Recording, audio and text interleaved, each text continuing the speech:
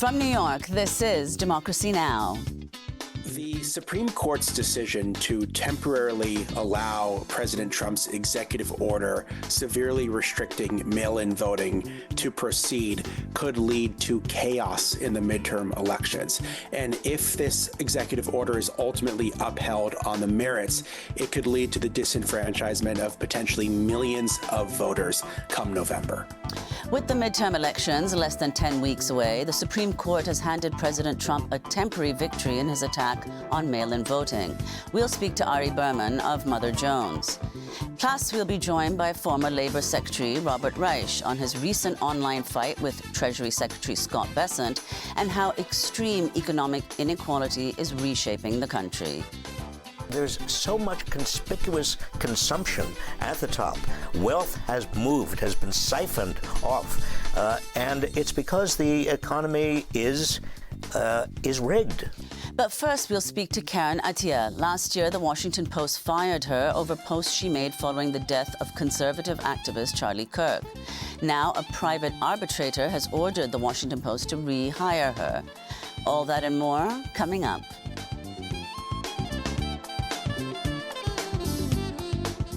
Welcome to Democracy Now!, democracynow.org, The War and Peace Report. I'm Nermeen Sheikh. Amy Goodman will be back later this week. Iran announced that it's resumed negotiations with Oman over managing the Strait of Hormuz.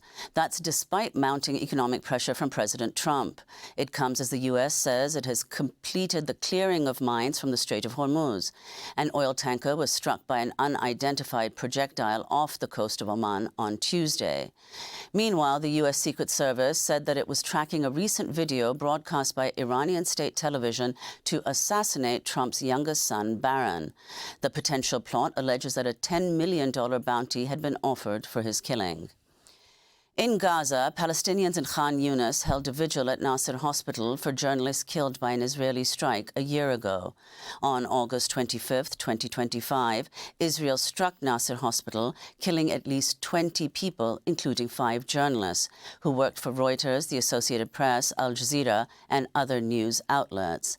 Reuters editor-in-chief Alessandra Galloni and the AP's executive editor, Julie Pace, issued a joint statement Tuesday saying, quote, "We again call on the government of Israel to explain the deaths of these journalists and take every step necessary to protect journalists covering the conflict.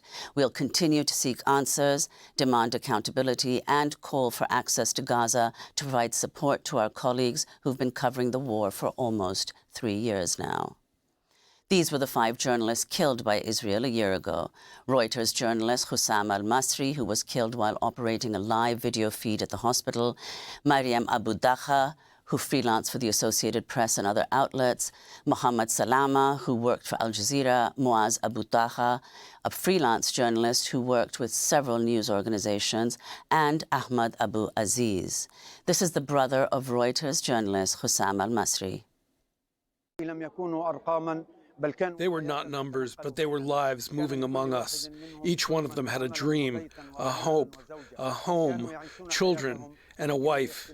They were living their lives, but the occupation targeted them for no other reason than they were a voice for the truth, and they were the very symbol of this truth. In occupied East Jerusalem, Israeli forces stormed the Qalandiya training center, a major UNRWA facility in the Kafr Aqab neighborhood on Tuesday. Troops forced all UNRWA staff out of the facility and ordered them not to come back. The Jerusalem governorate reported that 5 Palestinians were wounded by Israeli gunfire near the Qalandiya training site. This is UN spokesperson Stéphane Dujarric. Today's actions are the 5th instance of unauthorized entry by Israeli authorities in the center since May this year and follow other unacceptable breaches of inviolability and of interference with UNRWA premises in occupied East Jerusalem, including the seizure and demolition of the Sheikh Jarrah compound, as well as cutting off supply of water and electricity to multiple other UNRWA facilities. Meanwhile, in the occupied West Bank, far-right Israeli lawmaker Tzvi Sukkot entered the Palestinian village of Madama on Tuesday, escorted by soldiers, and destroyed a limestone monument with a sledgehammer. Video verified by the New York Times shows at least 2 soldiers standing by without intervening. The U.S. has delisted Syria as a state sponsor of terrorism, eliminating what Damascus calls the last major obstacle to international investment. Syria had been on the list since 1979 after Washington accused Hafez al-Assad's government of backing militant groups. The designation stayed in place under his son Bashar al-Assad, who was ousted in December 2024 by rebels led by Ahmad al-Sharaa, who is now Syria's president. Cuba, Iran, and North Korea remain on the U.S. list of state sponsors of terrorism. U.S. media reported that CIA Director John Ratcliffe made an unannounced trip to Moscow after flight records showed an American military plane landing in the Russian capital. A U.S. diplomatic motorcade was also spotted. The CIA Director's reported trip follows a breakdown in U.S. brokered talks on ending the Ukraine war, though Russia did free a former U.S. Marine this month after nearly 4 years in detention. Canada responded to President Trump's tariffs by doubling its tariffs on American steel and aluminum from 25% to 50% on Tuesday. Canada will also impose tariffs ranging from 15% to 50% on about 700 other products. The U.S. had imposed a 50% tariff on $20 billion worth of Canadian imports. This comes as President Trump said on social media he is, quote, giving serious consideration to renaming Lake Ontario Lake America. Here in New York City, an interfaith coalition on Tuesday denounced the upcoming visit of a prominent Hindu nationalist leader from India at Madison Square Garden this Saturday. Mohan Bhagwat is the head of the RSS, a far-right paramilitary organization closely linked to India's ruling BJP party. Prime Minister Narendra Modi is a member of the group, and Bhagwat's rally in New York marks the beginning of a global speaking tour for the 100th anniversary of the RSS. Earlier this year, the United States Commission on International Religious Freedom recommended the U.S. impose sanctions against the RSS for their responsibility for and tolerance of attacks on religious minorities, including Muslims and Christians. This is Brad Lander, the Democratic Party's nominee for New York City's 10th Congressional District. This event harkens back to that 1939 Nazi rally that was hosted at Madison Square Garden with banners of swastikas and tens of thousands of people cheering ethnic and religious hatred and violence of a very similar sort to what Mohan Bhagwan and the RSS are proposing. And MSG said it wouldn't do that again, that it wouldn't host any more hate-filled, bigoted rallies. It should not host this one. ICE detained nearly 50,000 people in July, a record monthly high since President Trump returned to office. ICE has increasingly relied on collaboration from state and local law enforcement to arrest more immigrants at traffic stops, a partnership that's become key to Trump's mass deportation campaign. In related news, New York's legislation prohibiting state and local law enforcement agencies from cooperating with ICE went into effect yesterday. Under the Local Cops Local Crimes Act, the agreements must be terminated, setting up a potential legal battle with New York counties that have not yet committed to complying with the statute. This is New York Governor Kathy Hochul.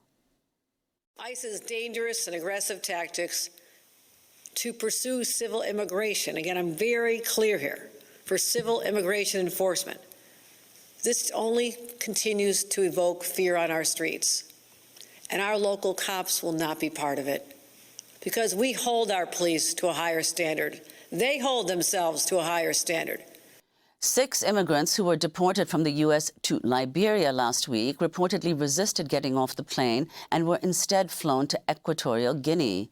The Trump administration has secretly expanded these so-called third country agreements, deporting thousands of immigrants to dozens of countries they have no ties to. The immigrants who refused to get off the plane in Liberia were 4 men from Cuba, 1 from Brazil, as well as a woman from Cameroon, according to NBC News. The group was told they'd be returning to the U.S., but instead were taken to Malabo City in Equatorial Guinea. In Texas, a federal judge on Tuesday ordered the release of a second key witness in the fatal shooting of Lorenzo Salgado Araujo, the 52-year-old Mexican father who was killed by an ICE agent in Houston on July 7th. Daniel Tirado Pantoja was one of 3 passengers in Araujo's van the morning of the shooting, along with Araujo's younger brother, Victor Salgado, who is still in ICE detention nearly 2 months later. Pantoja must be released within 48 hours. This comes as the ICE agents involved in Araujo's killing have still not been identified. To see our coverage of this case, go to our website. Colombia's new right-wing president, Abelardo de la Espriella, has vowed to deport thousands of immigrants, mainly Venezuelans, from the country. According to the UN, around 2.8 million Venezuelans are currently living in Colombia. This is de la Espriella speaking Tuesday. The order to migration is clear start operations in coordination with the police in Barranquilla to find illegal immigrants. First, those committing crimes. Second, those with their situation not regularized, who, in the end, will have to be deported. A federal judge has temporarily blocked the state of Ohio from requiring residents to present proof of citizenship documentation when registering to vote at motor vehicle offices. The decision is the latest legal setback against efforts by Trump allies to tighten voting restrictions in key states ahead of the midterms in November. This comes as a federal judge in Massachusetts found the Trump administration violated a court injunction by finalizing new regulations with the U.S. Postal Service that would overhaul voting by mail nationwide if they're enforced.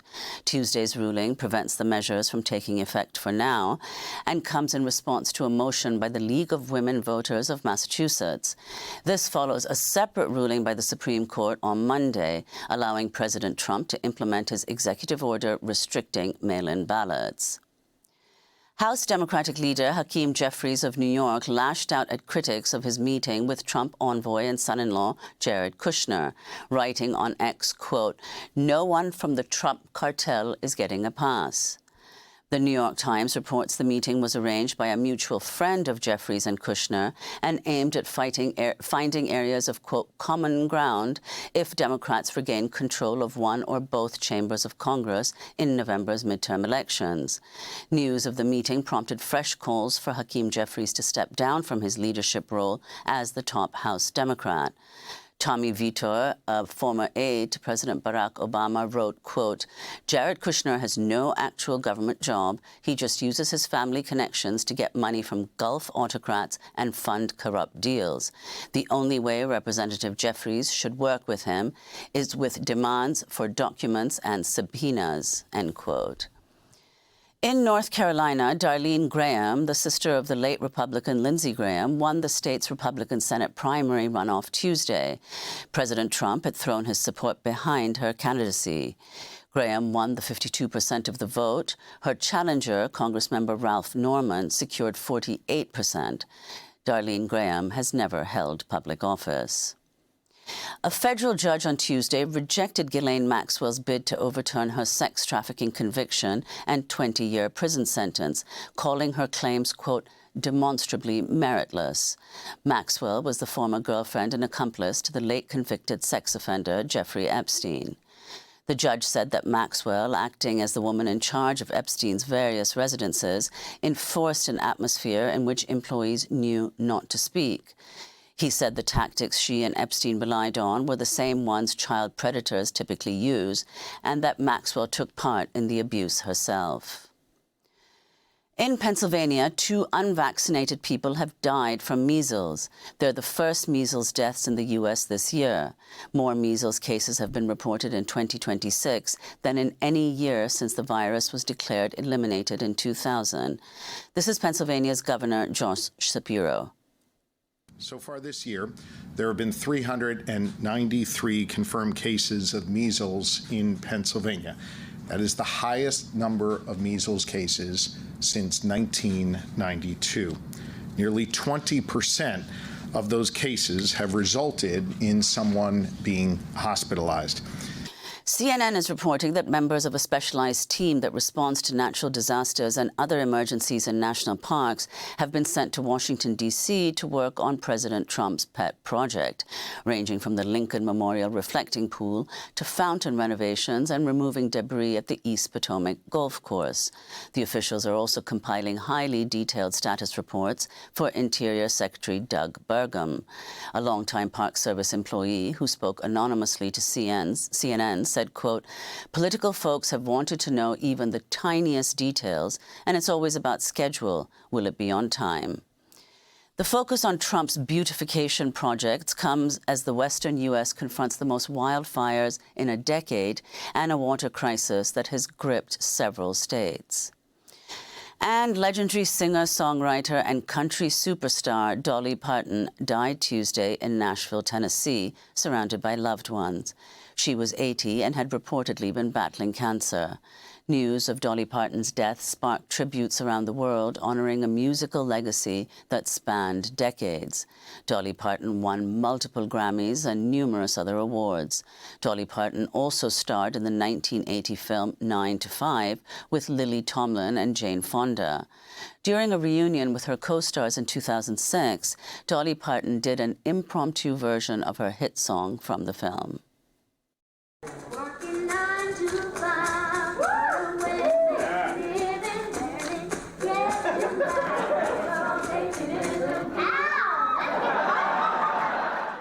Dolly Parton is also remembered as a champion of the working class, an advocate for children's literacy, education, LGBTQ+ and women's rights, healthcare, and for her commitment to philanthropy. Dolly Parton created the Imagination Library, inspired by her father's inability to read and write. The library has gifted more than 300 million books to children over the last 3 decades. She grew up in extreme poverty in the Great Smoky Mountains of rural Tennessee and became one of the most influential artists in American history. This is Dolly Parton in her own words speaking when she was inducted into the Songwriters Hall of Fame in 2001.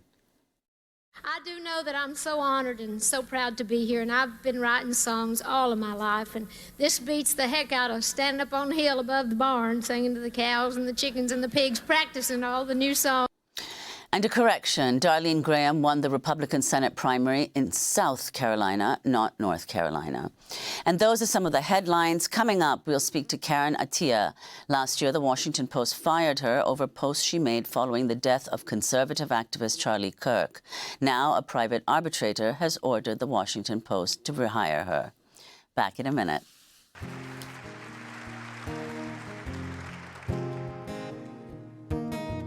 No time for breezy, no time for arguments. There's no time for love like now. There's no time in the bardo, no time in the in-between. No time for love like now. Where did this all begin to change? The lockdown memories can't sustain this glistening, hanging free fall.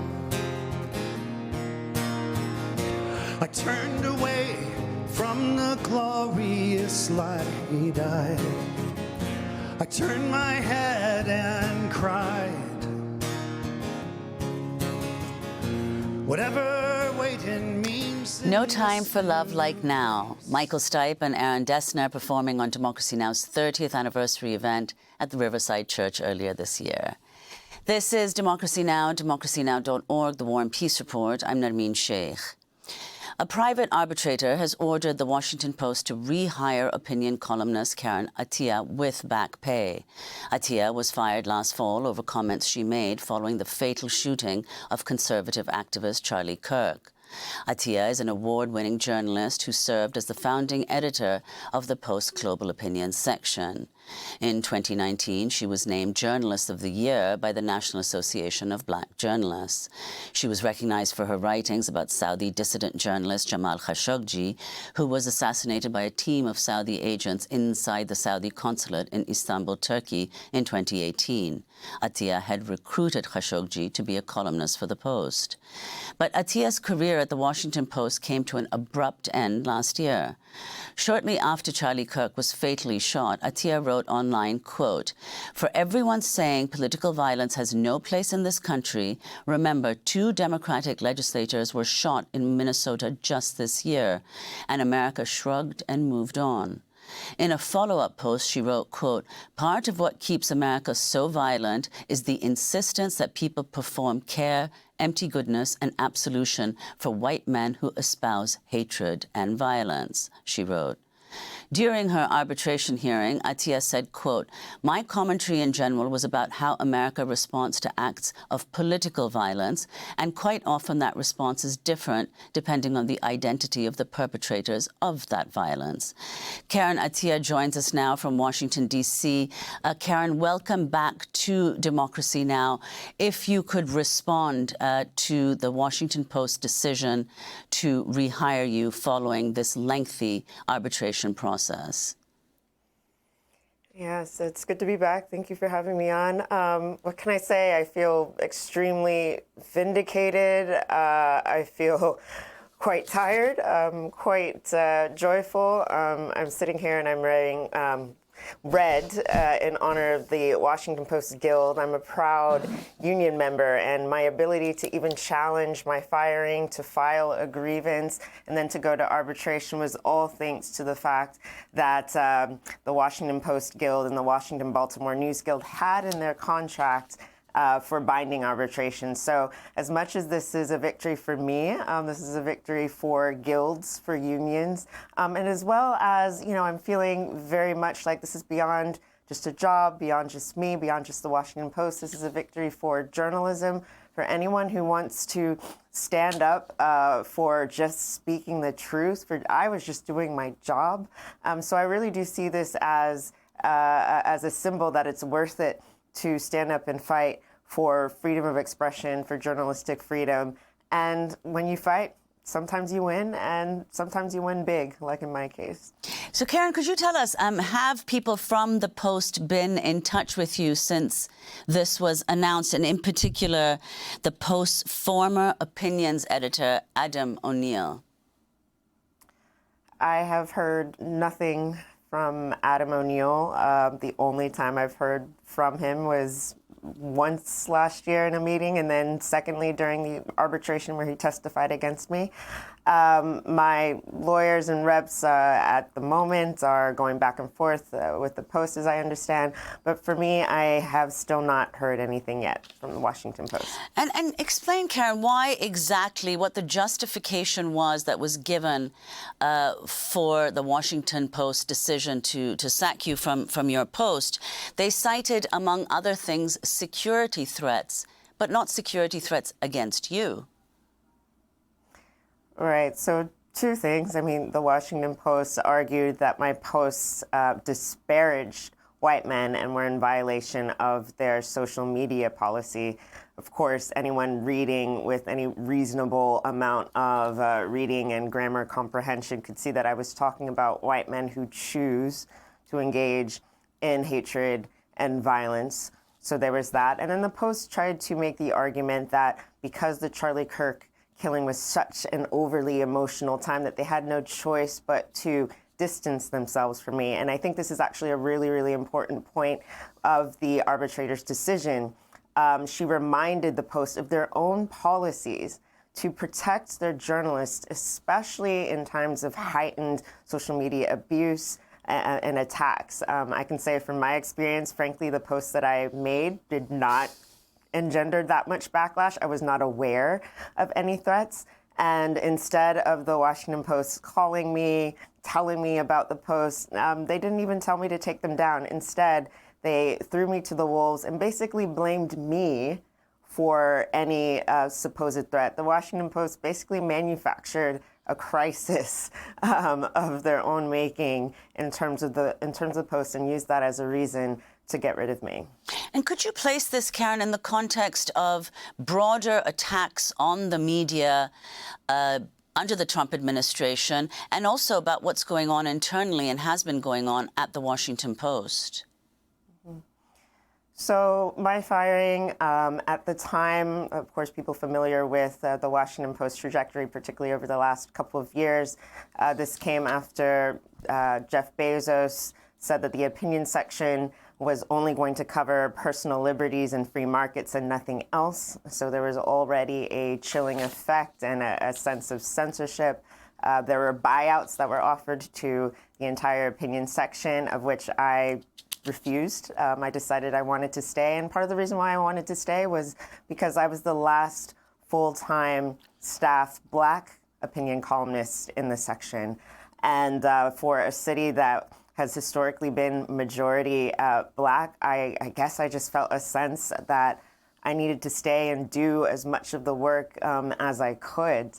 And in terms of the broader picture, there's been an attack on the media. We've seen how, specifically in the Charlie Kirk case, how J.D. Vance, members of the right wing, were explicitly telling people to go after any critics of Charlie Kirk and explicitly telling them to go after their jobs.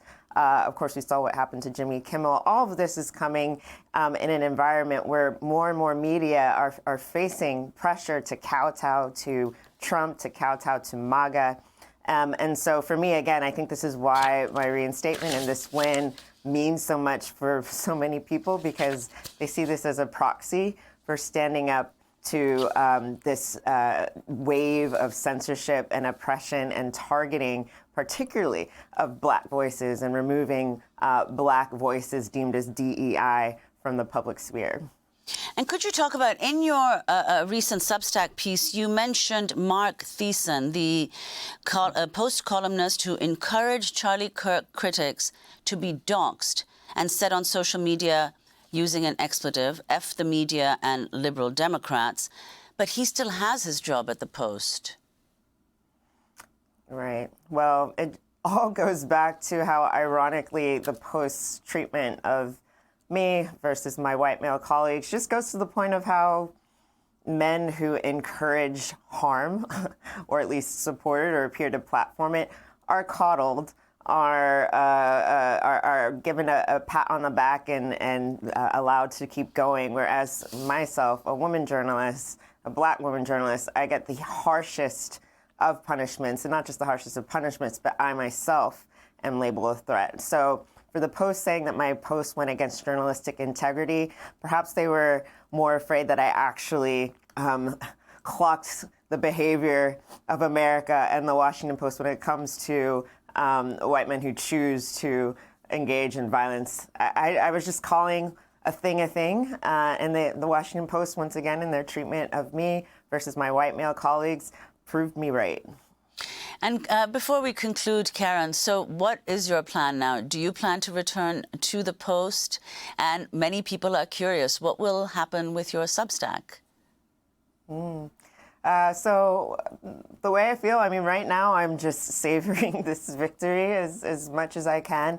I am very much ready and willing to go back to writing. My beat was writing about race, gender, human rights, and global issues. So I fully expect and frankly demand that I be able to publish freely, that I be able to write freely. So that is what is on the table. They have their marching orders. I'm still waiting to hear from the Post. And as far as my Substack right now, I'm going to keep writing until I find out more about what's going to happen with the Washington Post. But as of now, all my options are still on the table. So for now, I'm, like I said, I'm savoring the victory, and I'm hoping to at least pop champagne in the near future. Okay, congratulations again, Karen. Karen Attiah is former global opinion editor for The Washington Post. We'll link to your latest Substack piece, The Washington Post Fired Me, I Fought and Won My Job Back. Coming up, with the midterm elections less than 10 weeks away, the Supreme Court has handed President Trump a temporary victory in his attack on mail-in voting. We'll speak to Ari Berman of Mother Jones. Back in a minute. Inside my head, I decorate with tapestry and china plates, 2 lamps with bulbs of different shades, one for the night, one for the day, a studio with cupboard space, 600 squared inside my brain, wooden floors in both hallways, one for the night, one for the day.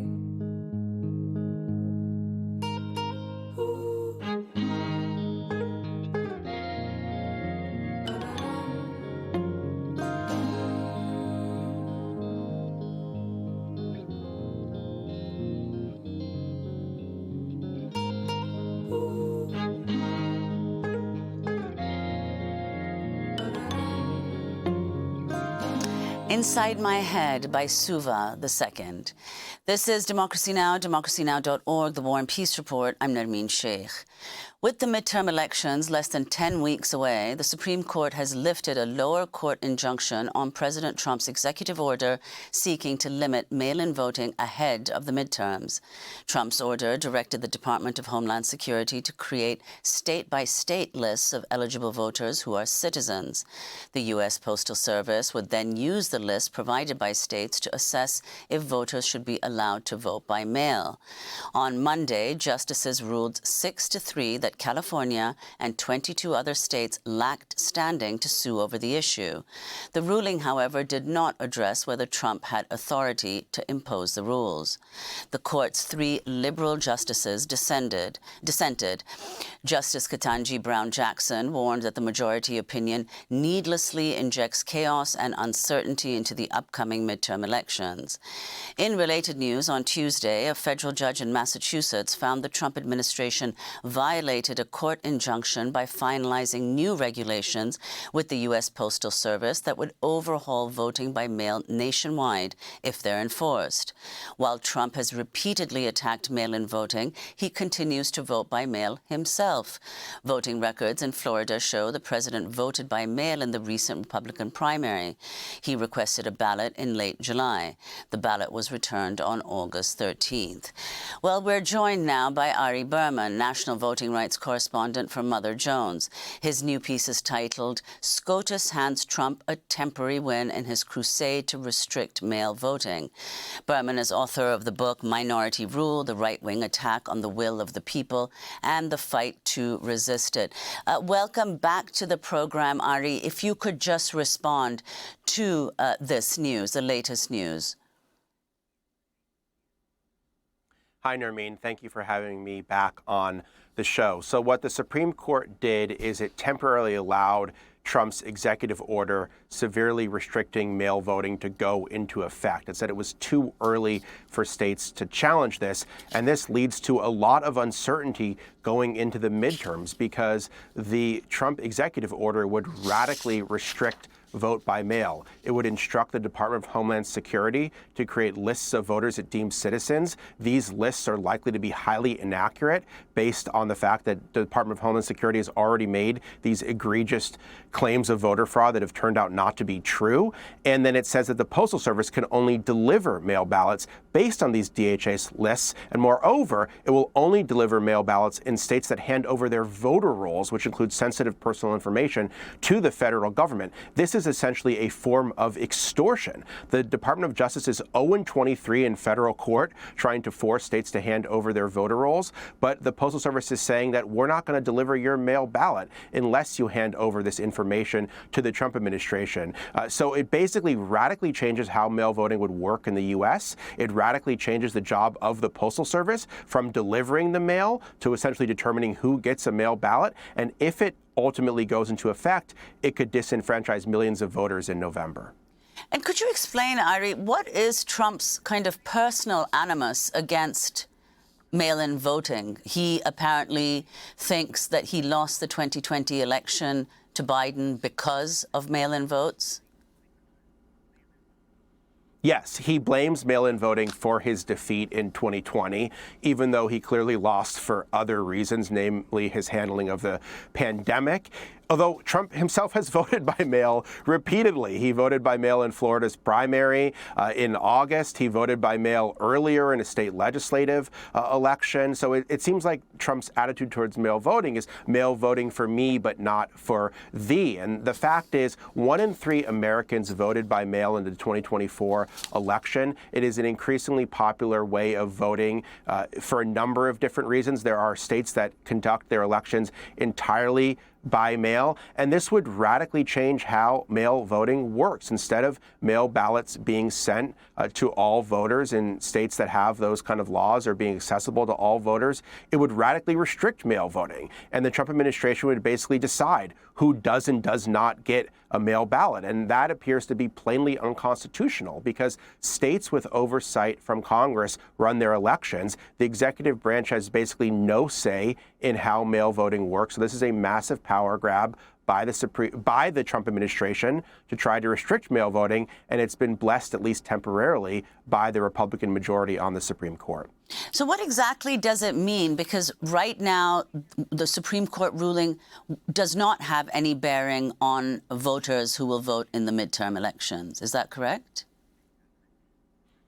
Yeah, there's a separate injunction that blocks the Postal Service from carrying out Trump's executive order. Now, the question is, what's going to happen with that? Is the Supreme Court going to block that lower court ruling? My expectation is that in the wake of the Supreme Court's decision, states and individuals are going to seek a new injunction blocking the Postal Service from carrying out this executive order, essentially arguing that the executive order itself is unconstitutional and the Postal Service has no legal status to carry it out, because the job of the Postal Service is to deliver the mail, not determine who gets a mail ballot. So this fight is far from over, but the fact that we're even having this conversation less than 70 days out of the midterms, and we're actually wondering, are people going to vote by mail in November? That is extremely disturbing because election officials and voters need certainty about whether they will be able to vote by mail and whether their mail ballots will be counted. And right now, there's a lot of uncertainty about that. And Ari, just to give audiences some sense of what's at stake, mail ballots are increasingly popular with voters of both parties. And according to federal data, about 30% of all ballots were cast via mail during the 2024 presidential election. And the process is almost entirely secure. A 2025 Brookings Institution study found only about 4 cases of fraud out of every 10 million mail ballots cast. So if you could just, talk about that, what is at stake in this, and what does Trump think he'll achieve if this executive order is put in place? Who will be excluded? Well, you're right, Nermeen. There's been no evidence shown that mail ballots leads to widespread voter fraud. Every study has found the opposite, that mail voting is safe and secure. So everything that Trump has said about mail voting has been a lie, and the fact that Trump himself continues to vote by mail shows that he actually doesn't believe what he's saying about mail voting. He clearly wants to do this to hurt the Democratic Party. He believes that Democrats vote by mail in larger numbers than Republicans. That's certainly been true in more recent elections, but a lot of Republicans also vote by mail. And there's a number of competitive states this November, in Florida, in Arizona, in Alaska, for example, where a lot of people vote by mail and a lot of Republicans vote by mail. So if Trump's executive order goes through, a lot of people, a significant number of Americans, will not be able to vote by mail or will have significant trouble casting a mail ballot. That may harm Democrats more than Republicans, but a lot of Republicans are going to be harmed too, and there could be a lot of collateral damage about this. And the fact is, you're taking a method of voting that basically 1 in 3 Americans use, and you're basically saying it's going to be radically changed in the run-up to the election when mail ballots are going out to voters, to overseas voters, to military voters in a matter of weeks in certain states. Could you explain also, Ari, some of the limits on what is permissible prior to the midterms? If you could explain what's called the Purcell principle, and the fact that under the Constitution, states and Congress determine voting procedures, not the White House or federal agencies. Yeah, the Constitution is very clear that states with oversight from Congress run their elections, that the president has basically no authority to interfere in state elections. So what the president is trying to do is he's trying to usurp power to take over voting that he doesn't actually have. And when it comes to the Supreme Court, they have been very hypocritical in judging election rules. They have said that it's too close to the election to challenge, for example, discriminatory voting maps, redistricting plans in places like Texas and Alabama, and allowed those to go into effect. But then they just said in this case regarding mail ballots, it was too soon for states to challenge Trump's executive order, even though the midterms were just 70 days away. So in the words of Justice Jackson, they seem to be injecting chaos into the system instead of quashing it. And the question is, when is it too late? Because if it's too early now for states to challenge Trump's executive order, are they supposed to challenge it a month before the election when people have already begun voting by mail in large numbers? So the Supreme Court had a very clear opportunity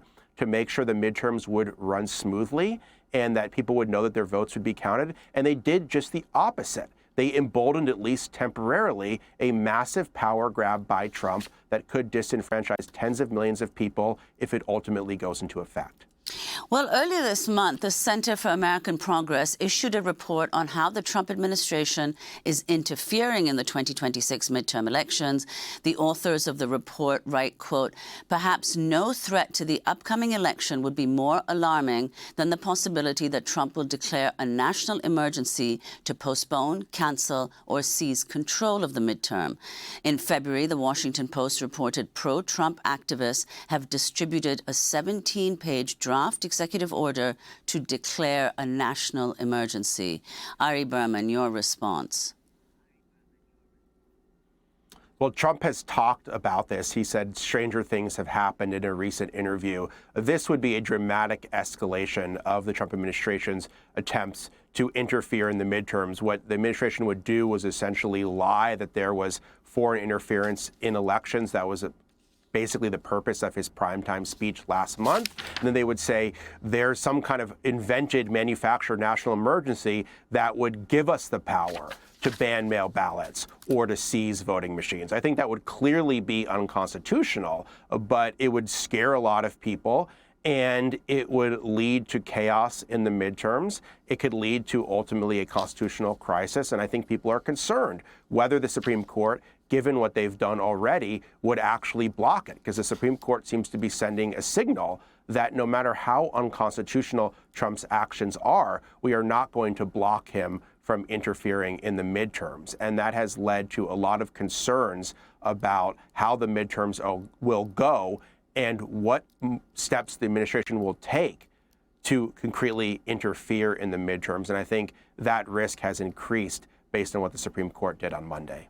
And Ari Berman, as you've mentioned, the executive order, Trump's executive order, directed the Department of Homeland Security to create state-by-state lists of eligible voters who are citizens.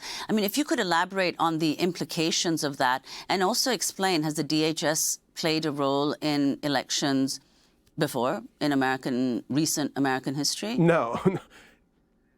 I mean, that's a really good point, Nermeen. I mean, the DHS should have no role in playing elections. The only role the Department of Homeland Security should play when it comes to elections is stopping some kind of cybersecurity threat to elections. And what they've done is they've systematically weakened defenses against cybersecurity.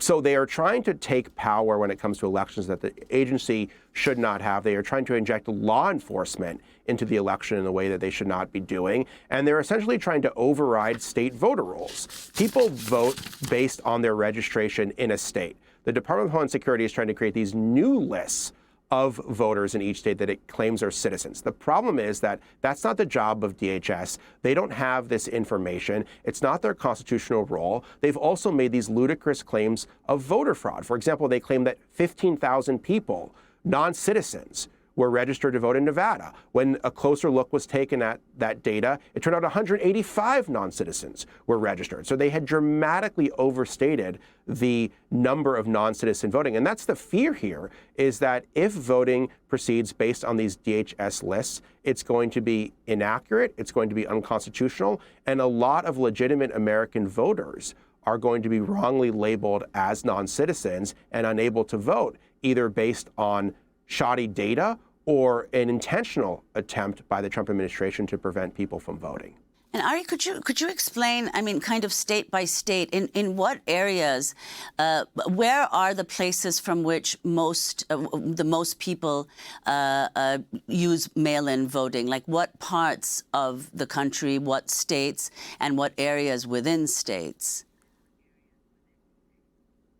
Well, certainly the west coast of the country conducts their elections almost entirely by mail. Places like California, Oregon, Washington. There's large use of mail voting in Utah, but it's also used in a lot of swing states, Arizona, Florida, Michigan. These are all places in which a lot of people vote by mail. And ironically, mail voting was something that was used by Republicans more than Democrats until 2020. It was only in 2020, when Democratic voters took the threat of COVID more seriously than Republican voters, that Democrats began using mail voting in larger numbers. That's when Trump began to turn on mail voting. That's when he began to weaponize the Postal Service. And he's repeating that strategy today. He is once again blaming mail voting because it appears that his party is going to lose, the same thing he did in 2020. And he's once again weaponing the Postal Service to try to undermine mail voting, because that's how people are going to get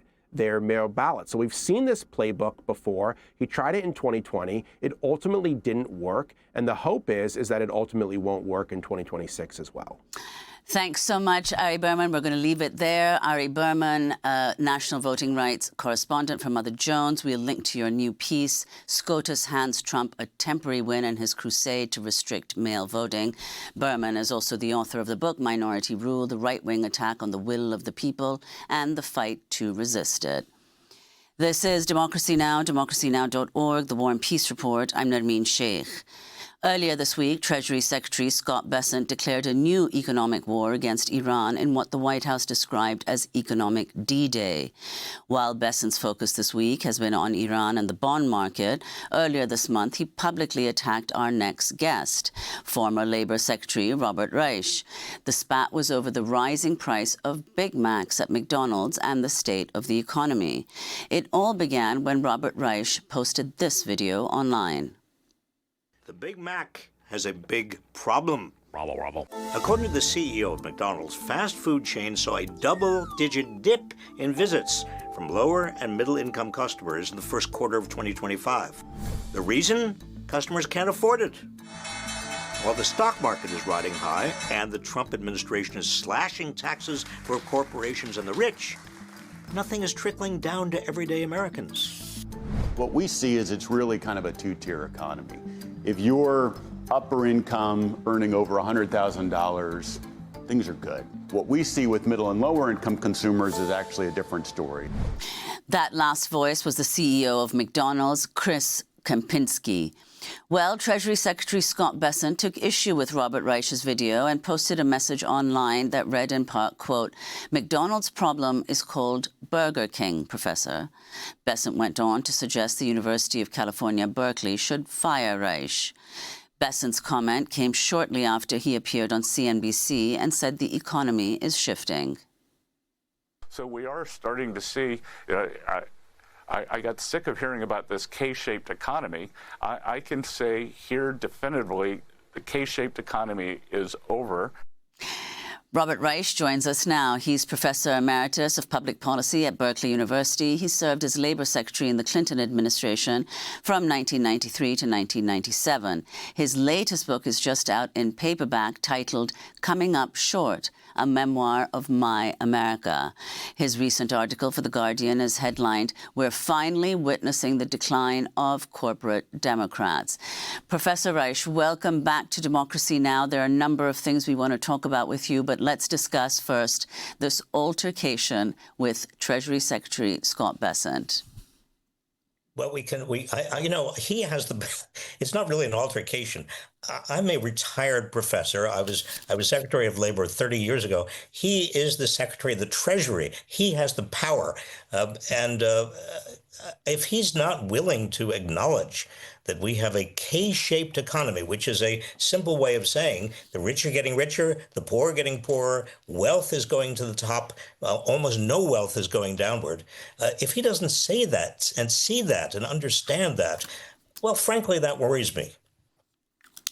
And Robert Reich, were you initially taken aback by Bessent responding to your video? Well, I was taken aback by his nastiness. There's something in this administration. It's almost a kind of testosterone poisoning in which everybody has to be really nasty, put down everybody else. I think they're maybe emulating the president, their boss. They maybe want to just look and act tough. So for Bessent to say Berkeley ought to fire me because I said we still have a K-shaped economy is silly. It's the kind of adolescent boy, locker room stuff that a Secretary of the Treasury, presumably, you would expect a little bit more intelligence, a little bit more dignity, a little bit more reality. And Professor Reich, let's talk about this K-shaped economy, the inequality that you've pointed to in your recent Substack piece. You write, for example, and only one figure that I'm quoting is, quote, the richest 1% holds more than half of the value of stocks listed in American stock exchanges. The richest 10% own 92%. So if you could talk about the significance of this, the value of stocks as opposed to the more common measurements of wealth or income distribution, and how these plain numbers can be disputed. Well, I think this is very, very important because a lot of the administration, particularly the president, thinks the stock market is the major indicator of the success of the economy, and it's not.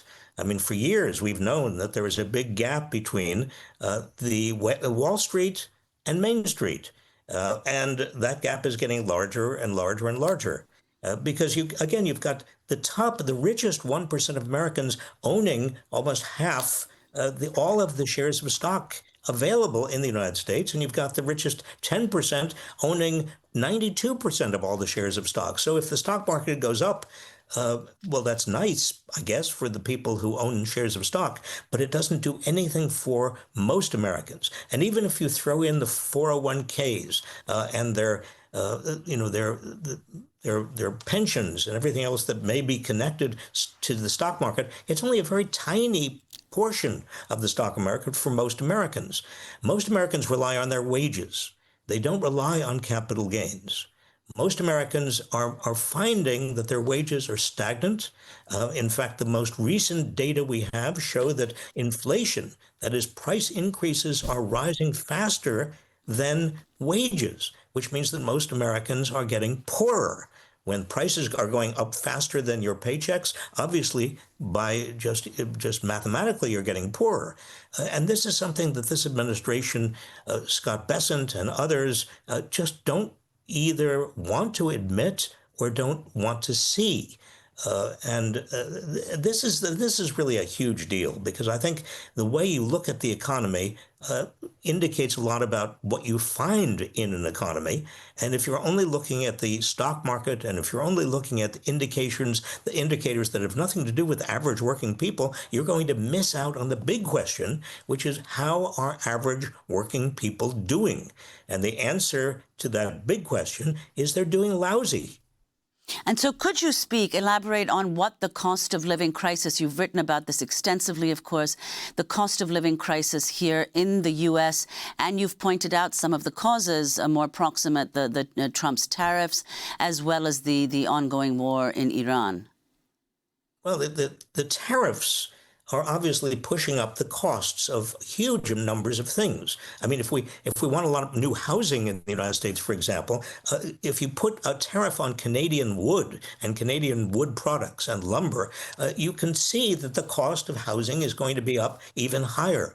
If you are running gigantic $40 trillion deficits and you are having a war at the same time in the Middle East that is taking billions of dollars a day, you can see that it's going to affect even mortgage rates that people have to pay. And it's going to affect auto loans. There's a negative trickle down effect from a lot of these policies that are affecting average working people. And this is what's the heart of this election. I mean, why are Democrats winning, who are progressive Democrats who call themselves socialists? Why are they winning? Because they are focusing in on these very practical questions of affordability and how, at the kitchen table, how people simply are getting by. And Democrats, I'm happy to say, Democrats are doing that and are not paying attention to the corporate Democrats that Democrats used to pay attention to. So that is your piece in The Guardian. We're finally witnessing the decline of corporate Democrats. So you say in the piece also that you witnessed the rise of the corporate Democrats starting in the 1980s. And then you also have some advice to progressive Democrats in the upcoming midterms. Let's talk about that. Well, what I saw in the early 80s was the Democratic Party deciding that they would drink from the same trough in terms of funding their elections as the Republicans, because the Democrats thought, Tony Coelho is the congressman who was head of the Democratic Congressional Campaign Committee at the time, he thought that since Democrats had been in charge of the House of Representatives since 1955, he would be in charge forever. Democrats would be in charge forever, and therefore, why not make this pact with the Republicans and basically drink the corporate funds, drink from the same trough of corporate funding? Well, it was a pact, unfortunately, an unholy alliance, because it meant that in the 80s and the 90s and the first decades of this century, the Democratic Party was much more dependent on corporate money than ever before. And in nature and in politics, the same rule holds. You don't bite the hands that feed you. And if you're dependent on corporate money, you are not going to be as bold in saying we need Medicare for all, or we need single payer, we need child care support. We need to take on these corporations in terms of no more monopolies. We've got to have really rough and tough antitrust enforcement. These are the ways you bring costs down for average working people. And corporate Democrats didn't want to do it. I think the Democrats now, because they are basically saying no to the corporate Democrats. More and more progressive Democrats are gaining ground. That's why we are seeing the changes we are seeing. And one final point. By far the largest and most powerful force in politics today is anger at elites that are disregarding what average people need and want. And that takes the form of progressivism and populism. It takes the form in the Democratic Party of this great tide of mostly young progressives who are really where the energy is in the Democratic Party. And finally, we just have 30 seconds, Professor Reich. You've pointed out that the U.S. now owes $40 trillion in debt. You write, everyone has an opinion about why, but there's one question you almost never hear asked. Who is actually getting paid? Who is getting paid? Well, it's going to the very wealthy. I mean, the irony here is that 40 years ago, 50 years ago, the very wealthy in this country supported the federal government through their tax payments. Even under General Dwight Eisenhower, President Eisenhower, the top marginal income tax that were paid by the richest Americans was 91%. Well, after the Reagan tax cuts and the Bush tax cuts and the Trump tax cuts, what you find is that, no, the wealthy are not supporting the federal government with their taxes any longer. They're supporting the federal government by lending the government money. And we, the rest of the country, are paying interest rates to the wealthy. Sorry, Professor Reich, we're going to have to leave it there. Professor Emeritus of Public Policy at the University of California, Berkeley, served as Labor Secretary in the Clinton administration. I'm Nermeen Sheikh. This is Democracy Now!